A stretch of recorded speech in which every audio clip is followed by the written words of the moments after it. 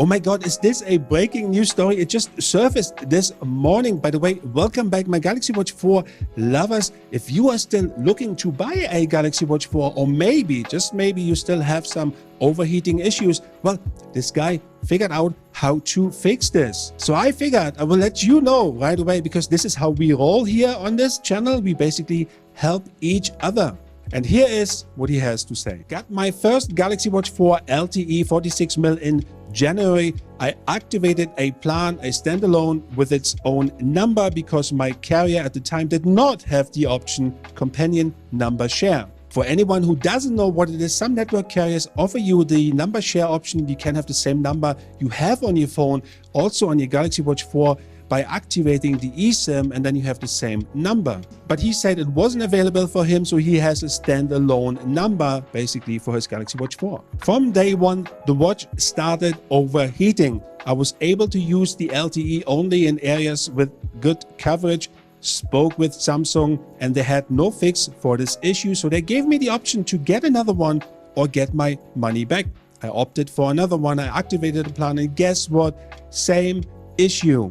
And we do know that in low signal areas, the Galaxy Watch 4 tends to overheat. We have seen many reports. However, this guy managed to get the complete opposite results here.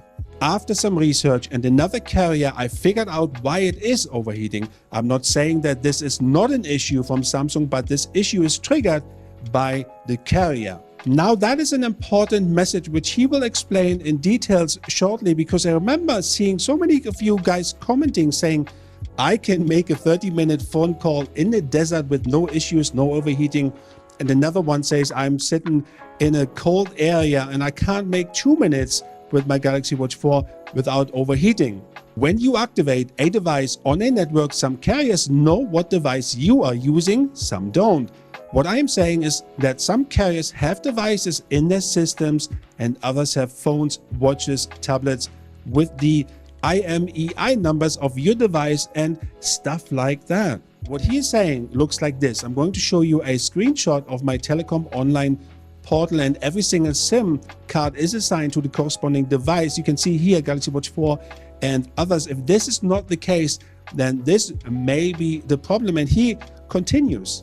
If your carrier has devices on their end, you will experience overheating with your watch. If your carrier has phones, devices, tablets, your watch is going to work fine, because the towers will know how much signal the device has to receive, especially when the signal is weak. Now, the question is, how do you know if a carrier is provisioning phones, watches, tablets, and not devices? He now explains what you need to look out for when you buy a Galaxy Watch 4 LTE on a mobile plan. If they have number sharing companion, you will not have issues with your watch overheating. If they don't have this option, look for plans with the name watch plan or something like that.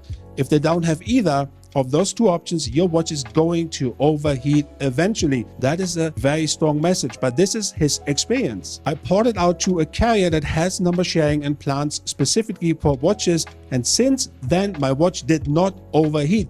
I went in areas with almost no coverage to test it right here, right? He's saying he's basically changed the carrier. He has the same watch. He has a different carrier, a different plan with basically a device registration at their end. And now it works flawlessly. Now, Samsung still needs to work on this overheating issue, because it can't be left to the consumer, but maybe this could help you. Let me know if you still have issues with overheating in the comments below. I hope this was helpful. Thank you for watching. As always, peace out.